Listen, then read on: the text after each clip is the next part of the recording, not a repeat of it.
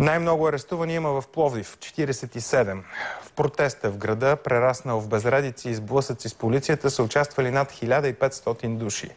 От площад Съединение те се опитаха да достигнат до населените с роми Аджасан, Махала и Столипиново. По пътя бяха спрени от полицията. Ти си въоръжен? Защо си въоръжен? Какво се пазиш? Да се пазиме. Какво се пазиш? От тия хора, които искат да ни нападат. Покажи с това. Покажи ни с какво си въоръжен. Да. Нищо, това е... Ти защо си въоръжен? Това е на Бин Ладин, таковото. На Бин Ладин това. Ако влизат тук вътре в квартала, ще им чешем главите. Ако дойдат ние с моторите, ние сме готови. И атака. Почваме кралница.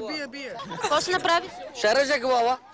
Те са 3000 човека. Айде да влезат тук да видим. Ние ако тръгнем 50 000, кой ще ни фане?